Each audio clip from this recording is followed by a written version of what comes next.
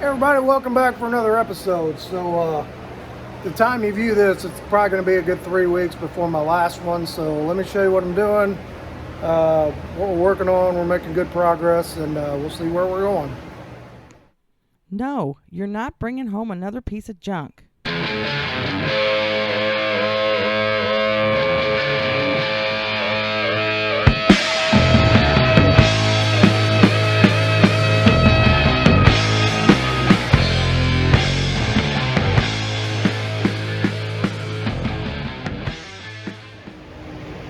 Okay, so when we left off, I was working on floorboards in here, and let me show you what I got.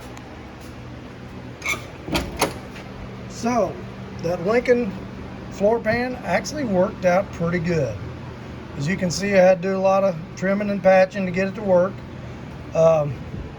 So we got a little bit of everything up there. We got 18 gauge up there. We got a piece of 69 Chevy there. We got some 96 Lincoln here. This piece here is 91 Chevy van, a hunk I had laying over there. So we got a little bit of everything. And I still need to do that side. I'm not going to show the process of doing that side in this video. We'll probably take a look at it being done before the video's up. I'm going to work on it kind of off and on with some other things this week. But it's pretty much the same process as we used over here. Now that I know this works and how to do it, I can do this a lot faster. But I did go through here with the big heavy wire brush, brushed all this down. This looks pretty good. And on the back, I lubed up the tailgate, got it working, lubed up the hatch, got it working. And I took the floor, here's your 2 floor sections, out and vacuumed all this. This was full of leaves and rat's nest, and then we vacuumed down in there and we vacuumed down in there. So as you can see, not terrible. I'm going to take the big heavy wire brush and go over this, but I need to put a patch here and I need to put a patch there. The rest of it is pretty solid. So I think we're going to like pour 15 down in here, you know, where those floor pans go, and then up in there when all this is done. And I've kind of got some different ideas for some rust preventer to put down in there just to stop it where it's at. Need a little work on these floor panels, the like right there, but you know, the front of them's in pretty good shape, although rusty, but we are going to use them again. And then one of the things we're going to do on here is I'm going to strip out the rest of the interior and the dash. Now, looking at the dash, I really like that level of, I guess we'll call it patina. That's the buzzword. I'm not big on buzzwords, but if that was cleaned up and, you know, we kind of shine juiced it up or whatever, that wouldn't look too bad. But then you get over here to these door sills, and they're pretty much solid surface rust. So that's a little too far going for me. I'm not a big one on the rust stuff on the inside. So probably what I'm going to do is I looked up the code of this paint, and I forgot what it's called. Something blue. It's a 59.4 blue that they've used for years, and they kind of changed the shade of it as it went along. But instead of spending the money to buy that paint, I think what I'm going to do is go up to my Tractor Supply store, and we're going to do this on the cheap. And here, this Van Sickle tractor paint. So I use this clear on the truck, and I really liked it. So I'm going to go up there. They've got a more of a royal blue, I guess, like this can color, and they've got a light gray, and I'm going to get both of those and mix them together and see if I can kind of come up with that color blue. And I don't want it real shiny. Maybe we'll put a little flattener in it. You can see the trim under the windshield. It's rusty too, so we're going to clean all that up and put a little paint on it. I don't want it to look brand new and shiny. I just don't want that surface rust all over it on the inside of the car. So like all the door panels are going to come off, the handles are going to come off, the trim's going to come off. The dash is probably going to come out. The windshield is probably going to come off. We're going to do all that stuff in this video and fix these floors at the same time. So that's where we're going to go. And then once we're there, we're going to roll this thing out. And there's just so much mud under this car. I'm going to put it up on jack stands, or maybe borrow my buddy Bruce's lift. Put it up on the lift outside. Take the tires off, and we're going to power wash this thing. I want to soak this down with degreaser, power wash all this, try to get all that mud junk from underneath, and that'll be our takeoff point before we start disassembling suspension and stuff. So anyway, that's the long and short of where we're going here. So I am going to work on that back floor section right now, and we'll take a look at when I got that done and kind of see what else we got going on.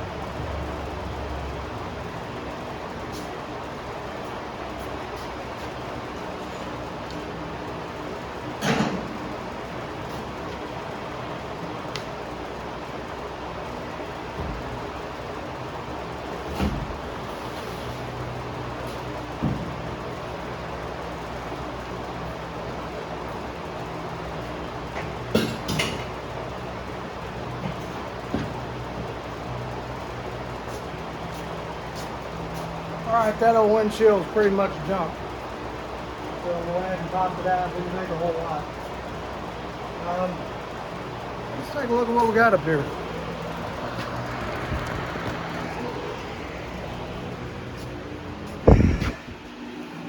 So, I mean, I don't see a whole lot of rust or anything down in there, like bad rust. I need to get this piece of trim out, and we'll take a look at this channel. Like, let's take a look up here. Yeah, I'll have to get this trim out to get this rubber out so we can look at it, but just kind of looking around the corners, I don't see a whole lot of problems. Yeah, this is a little too much patina for me. I want at least some color on that. Outside is fine. Inside, I don't really want to look like that. Oh, got some ants in there. Aunts and uncles.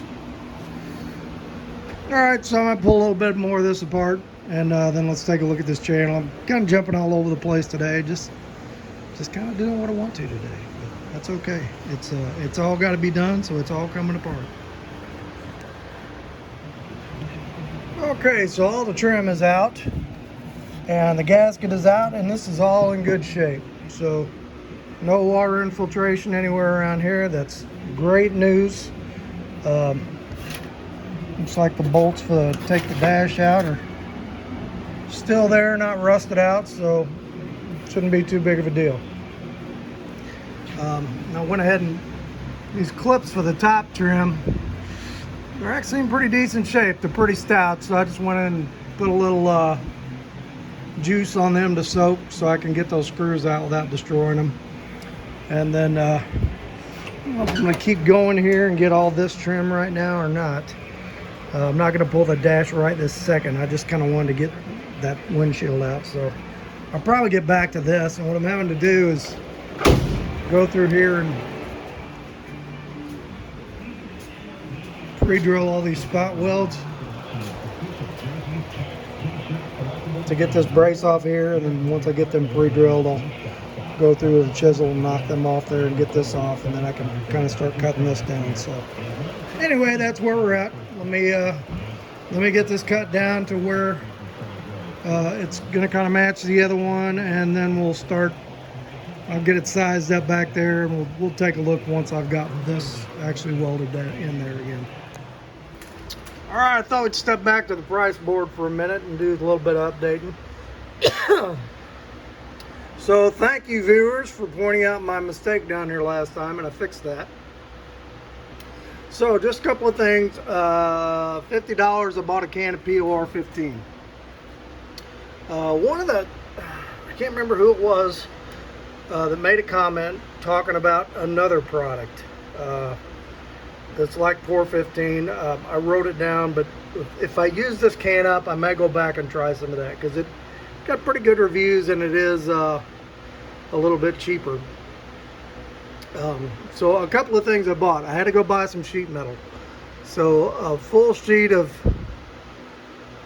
18 gauge, and then I had to get it cut down to where it would fit in the back of my wife's GMC Terrain because I don't have a tailgate on my truck to haul it with. So that was $110.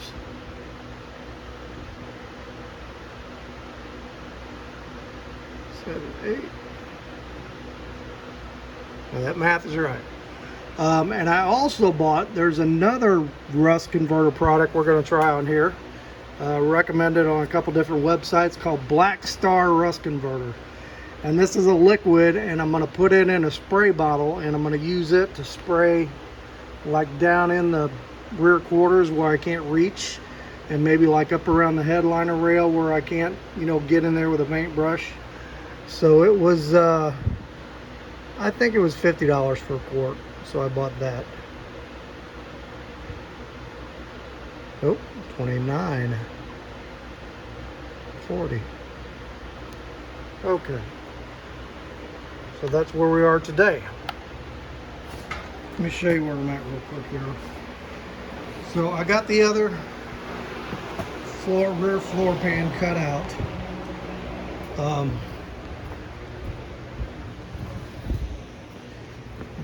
It's over here. It's getting ready to go. So I went in and cleaned this brace up and painted it again, and had to weld a piece in here, and I'm just getting ready to make me a pattern. I got to kind of piece some of this back together before I put that floor pan in. Excuse me. So I want to get that done in today. And then my buddy Bruce is doing a 53 olds, and he hasn't done any floor pans before. So I said, buddy, if you can help me fix that floor pan, that'll teach you all you need to know about floor pans. So he's coming over Friday to help me with that. So I'm going to do it up to here, kind of the not too bad stuff, and then Friday and Saturday him and I are going to tackle this section, which is the worst section up here. So let's see, that's about where we are now. One more thing I'm going to do is, and maybe we'll put a little on this video, I don't know if we will or not, but this hood is just, I mean, this thing is bad. I got a big rust hole there. It's about to come through over there, but the whole brace on the back of that thing is just mangled. And I looked on the marketplace and I found another hood. He said it's covered. He had pictures. He said no through rust, but surface rust. The front looked good. He had a picture of the underside, and that brace looked good. So I think I'm going to go get it and either use it or use pieces out of both of them to make a hood. One of the two. So we're going to do that in a couple of days. So all right, let me get this. Let me get some patterns made, and let me get this side piece welded in, and we'll see if we can get this other pan kind of tacked in tonight before we hang this up. So back in just a bit. Okay, so we got this piece made and kind of got that lip rolled around, and I got that piece. Making that piece was a challenge. You wouldn't believe some of the weird curves that's got and how I had to make that thing, but came out pretty good, I think. I wish I would have had some more 18 gauge when I did that side, now that I look at that side, because I kind of used the scrap I had, and here I went and got some fresh 18 gauge this morning. So, but it is what it is. This is fine, that's fine. The carpet will be over it, you'll never know. So let's kind of see what the pan's gonna look like in there.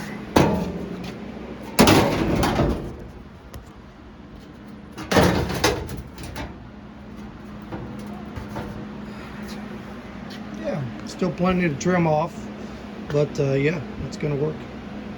So tomorrow I am going to trim this thing up and do some bending and all that good stuff on it, and we're going to get this piece welded in place.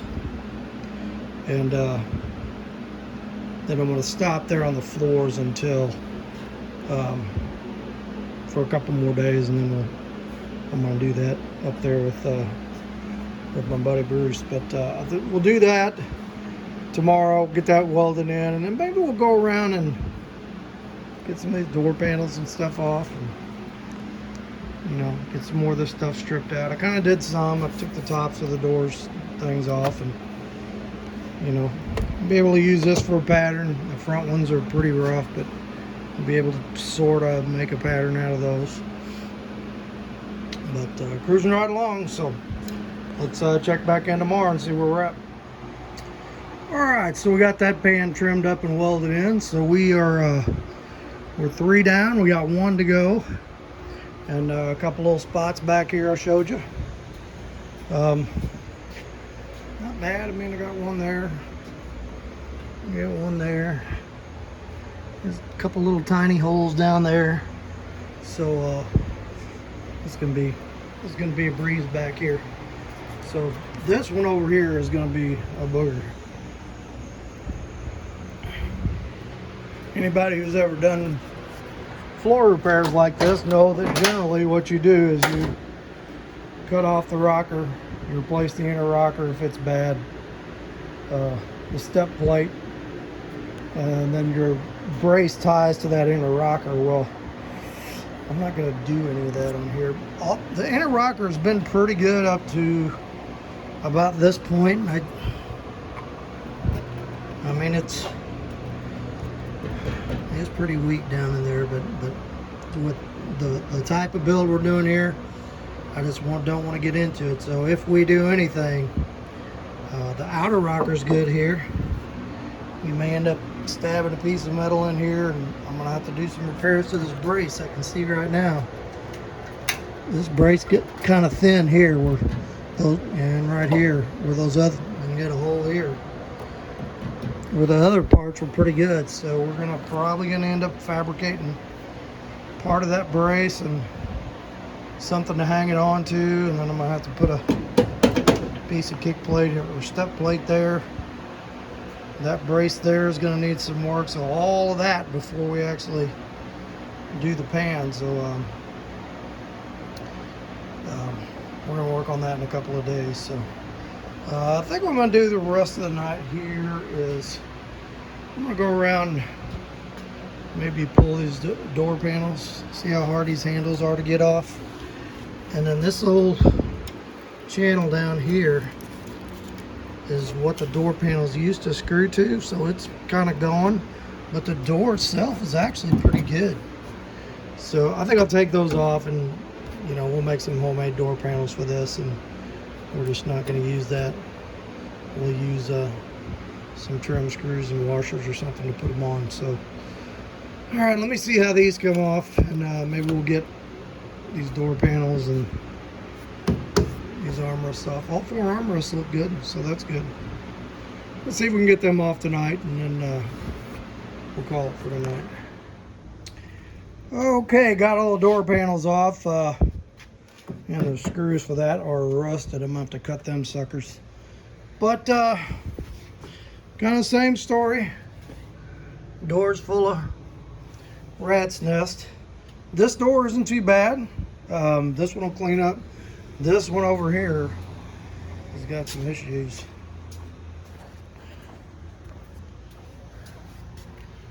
We got a pretty good rust spot there, and then there's one back under here. Kind of ate up. But, you know, I'm not going to really worry about rebuilding that. We'll just clean up the inside, rust proof the inside. Maybe do a little weld patch here and there, rust proof it, but other than that, we're just gonna clean up the regulators, probably put some good glass in it, and probably put some the window channel in it so the windows will move up and down. It's like, and that'll probably be about it. So my back door panels make good patterns. They came off good. My front door panels were both pretty disintegrated. I got half of one door panel left, but I should be able to make something with that. Front doors really aren't. The insides of them weren't full of, oh no, I vacuumed out. They were full of stuff. Okay, so we are cruising right along. So next thing we're gonna do, we're gonna get that floor pan fixed. Then I want to go through and get all of this rear trim off. You can see that's gonna all surface rusty, so we're gonna take all that off. We're gonna take the headliner bows that detach. This had a cardboard headliner in it, and then we're gonna treat all that surface rust with probably that a combination of stuff, that black whatever it was I ordered that's in a spray bottle. We'll spray that down in the channel all the way around, and then the stuff that we can get to, I'll probably hit that with a wire wheel and pour 15 that stuff. But we're coming along, so that's where we're going to end for today, and we will pick this back up in a couple of days. All right, morning everybody. So I haven't been out here for a couple of days. So I took a road trip the other night and I picked up this hood. So this hood is pretty crusty, and then the brace on the back is all mangled. So I got that hood for 50 bucks, and I mean, it's got pretty good amount of surface rust on it on both sides, but it's way better than this one. So I don't know if I'm just going to use that one and treat that rust, or use pieces of it and try to fix this. I don't know what I'm going to do yet, but I've got 2 hoods I should be able to make a good one out of. And the guy I got this from was 89 years old and bouncing around like a 20-year-old. He's out cutting grass when I get to his house, and it's like, man, how do you do it? I'm 57 and got arthritis issues in my back and my hip and my hands, and I hate you. You must have good genes, I'll tell you what.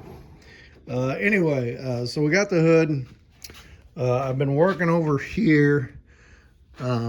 Also been like stripping all the trim out of this thing and getting ready to look at, you know, kind of treating the inside of this thing. We took the dash out also,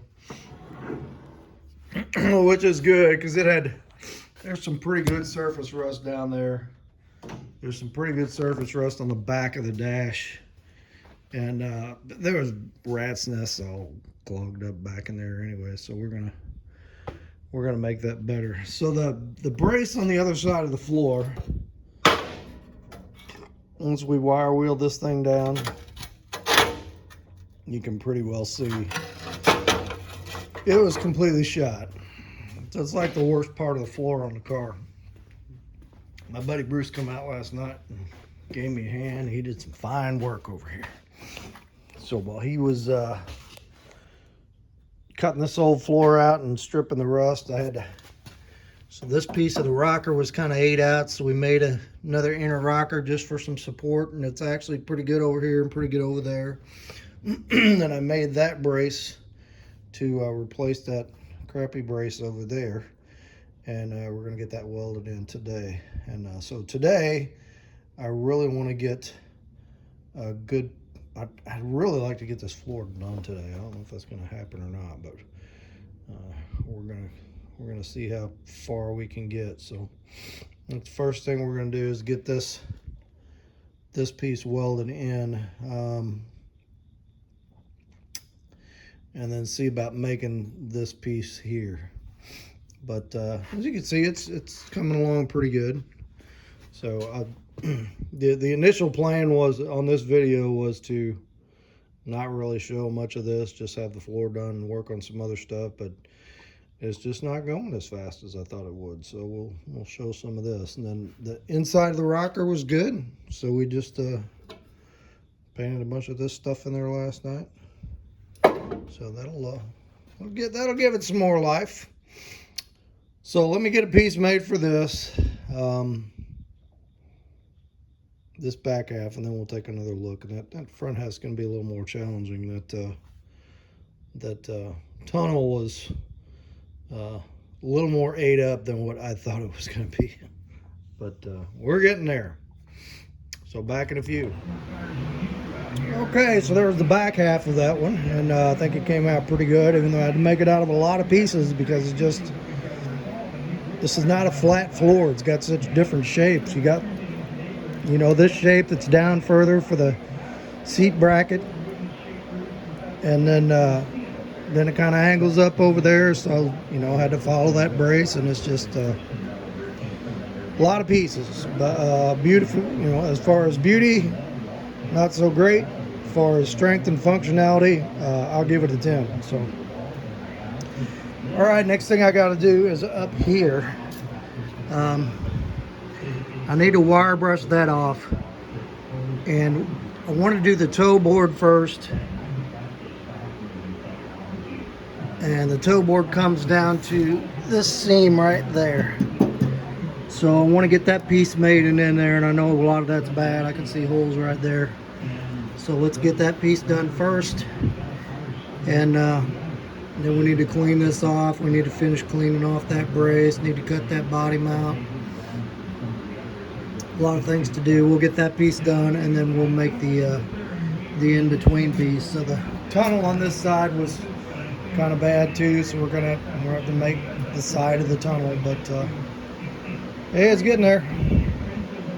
So we'll check back in a little bit once we get some of this cleaned up and see what it looks like. Okay, there we go. We got her done, and got the rocker patch in. So I got floors. That's it for the floors up here, and I'm pretty happy with the way it came out. Like I said, I had to make it in a lot of pieces just because of the weird curves and stuff, but cost me a $100 sheet of 18 gauge, which I used not even half of, so I'm happy with that. So what I'm going to do next is going to be the end of this video, but I got these patches back here. We're going to go ahead and do this week, a couple 3 little spots, and I'm peeling that old rubber whatever it is off the wheel wells. We're going to get that off there. So I want to get these patches done, and then next video I think we are going to wire wheel all this heavy surface rust down on the inside of this thing, like back here and back up here, and we are going to rust proof the inside of this thing and get this floor painted.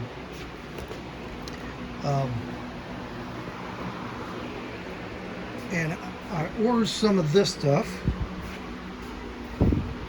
This is supposed to be the really good stuff, so we're going to find out.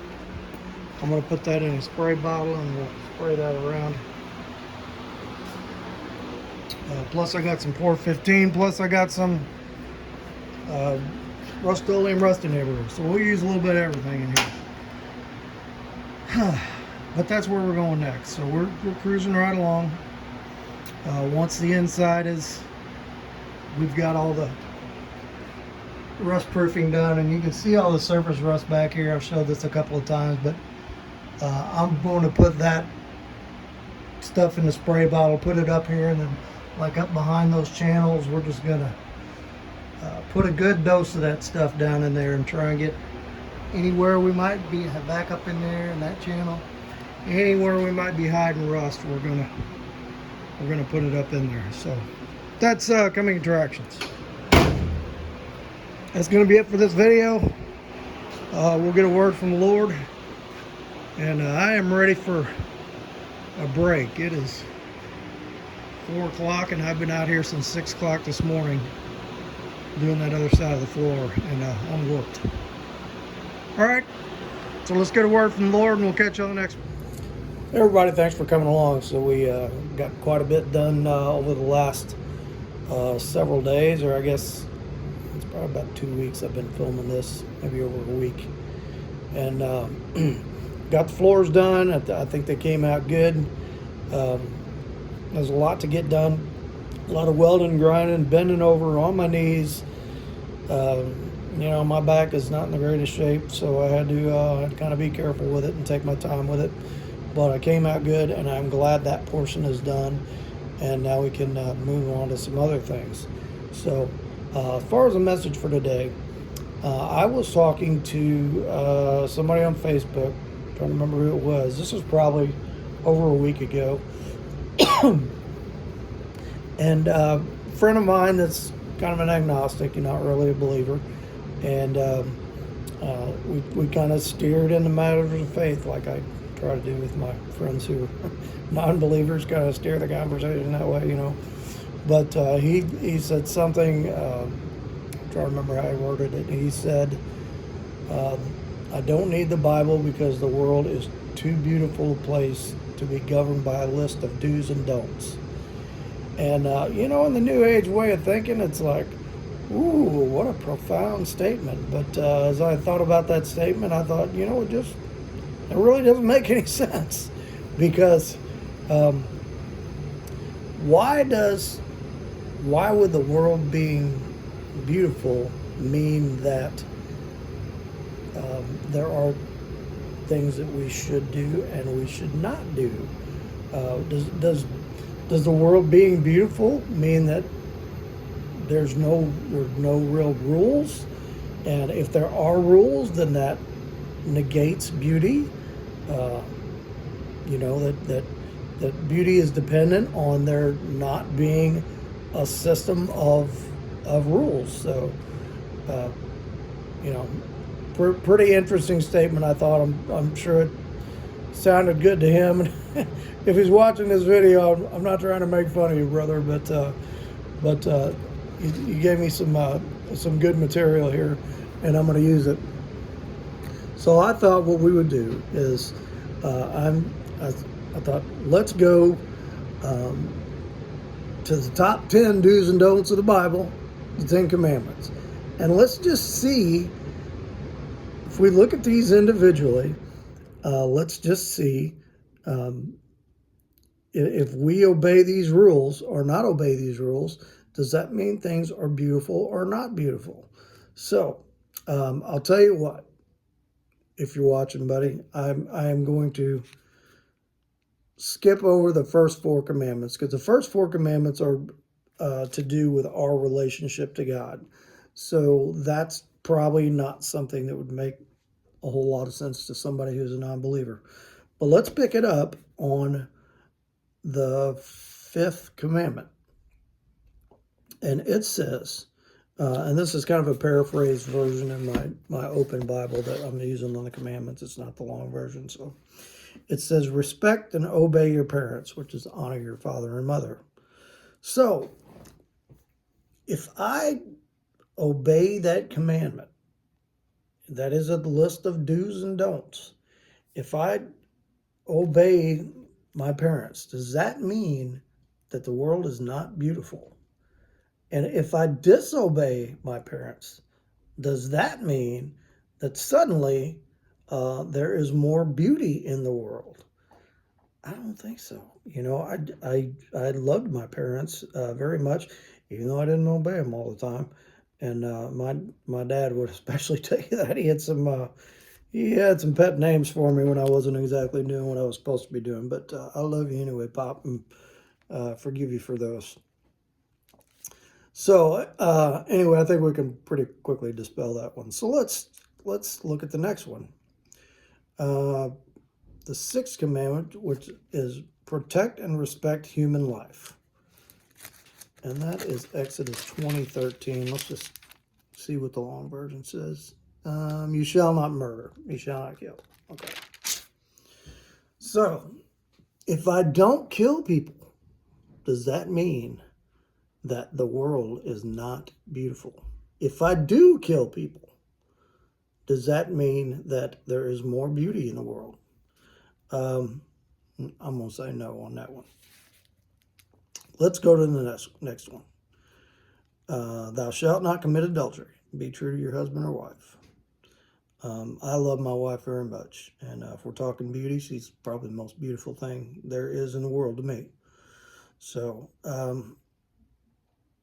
if I would commit adultery, if I would cheat on her, or she would cheat on me, does that mean that because that she's not being, one of us isn't being bound by that rules, the do's and don'ts that we made during our vows. Does that mean that because we can go out and sleep with other people, that the world is more beautiful? If I went out and had an affair, I guarantee you my world would not be too beautiful. She would take care of that pretty quick, and she would have a right to. So no, the beauty is following that rule and being true to your spouse, and that being your being the love of your life, and growing that relationship. So definitely not that one. Next one, thou shalt not steal. So if is the world more beautiful if I can take what belongs to you, or you can take what belongs to me? And is it less beautiful if we follow that rule and we don't steal from each other? Pretty easy to answer that one. Okay. Number 9, thou shalt not bear false witness against thy neighbor, or do not lie about others. I think honesty is pretty important. And if we're not honest, if I tell you a lie about somebody else, or you tell me a lie about somebody else, does that mean there's more beauty in the world or less beauty in the world? I'm going to say less. Okay. Number 10, be satisfied with what you have. Exodus 20:17. It's longer. Shall not covet your neighbor's house. Shall not covet your neighbor's wife, which is kind of like the adultery. His male servant, his female servant, his ox, his donkey, or anything that belongs to your neighbor. So be satisfied with what you have. So, we're talking about greed there. We're talking about, I'm looking at the guy across the street and saying, man, that dude's got a bass boat. I wish I had the money for a bass boat. Or he's got a Harley over there. I wish I had the money for a Harley. That doesn't sound like that. If I can feel that way, if I can cover it, if I can be envious of what somebody else has, does that make more beauty in the world or less beauty in the world? I'm going to say less. So, I don't want to go on too long here. You got the idea. The statement, the world is too beautiful to be governed by a list of do's and don'ts. I'm going to say false on that one, brother. So let's have a quick word of prayer and we'll be out of here. Father, I just thank you for today. Thank you for everybody who is watching this video today, and I lift each and every one of them up in prayer, whether they have financial needs or health needs or relationship needs. If there is joy in their life, I thank you for that. If they don't know you, I ask that you would find a way into their hearts and their homes. And if they do know you, I praise you for that, for that Christian brother or sister. And just ask that you give us all the strength that we need to witness to others, to be ready, to be obedient to you when you put that person in front of us and tell us it's time to open your mouth and tell them about me, that we're able to do that. And we ask this in the precious name of your Son, Jesus. Amen. All right, hit like, hit subscribe, leave a comment, and keep on watching, and we'll be back in the next one.